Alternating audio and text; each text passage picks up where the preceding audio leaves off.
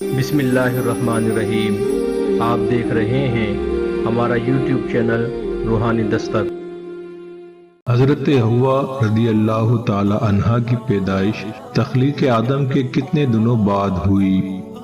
حضرت آدم علیہ السلام کی پیدائش کے ایک ہفتے بعد دوسرے جمعہ کو حضرت حوا رضی اللہ تعالی عنہا زینت بخشش عالم ہوئی۔ حضرت حوا رضی اللہ تعالی عنہا کی پیدائش کہاں ہوئی؟ آپ کی جائے پیدائش میں اختلاف ہے۔ حضرت عبداللہ ابن عباس اور حضرت ابن مسعود رضی اللہ تعالی عنہ فرماتے ہیں حضرت حوا رضی اللہ تعالی عنہا جنت میں پیدا ہوئی۔ سیدنا آدم علیہ السلام ایک دن سو رہے تھے کہ ان کی پسلی سے ان کو پیدا فرما دیا گیا۔ حضرت عمر فاروق و دیگر اصحاب کامل النساء رضی اللہ تعالی عنہم نے روایت فرمائی ہے کہ فرشتوں نے حضرت آدم و حوا علیہ السلام کو نوری لباس پہنایا، ان کے سر پر تاج رکھا، سونے کے تخت علی بخت پر بٹھایا۔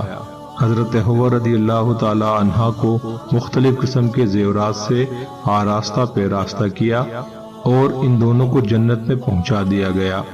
اس روایت سے معلوم و مکشوف ہوا کہ حضرت حوا رضی اللہ تعالی عنہا کی پیدائش بھی زمین پر ہوئی۔ حضرت حوا رضی اللہ تعالی عنہا کا نام حوا کیوں ہوا؟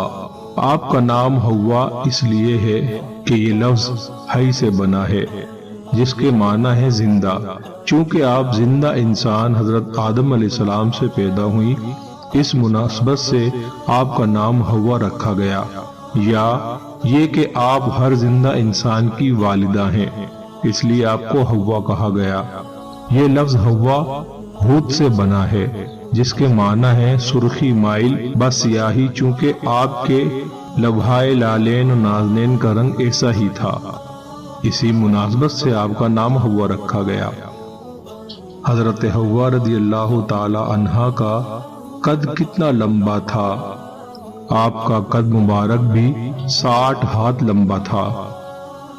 حضرت حوا رضی اللہ تعالی عنہا کے کتنے گیسو تھے؟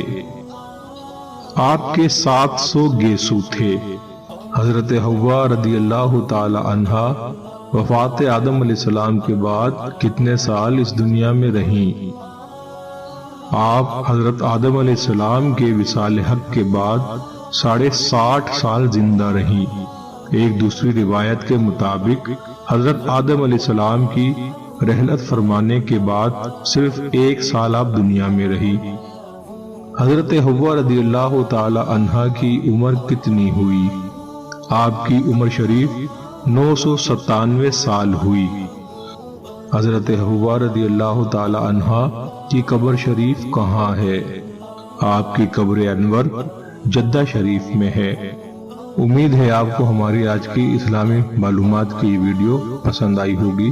شکریہ۔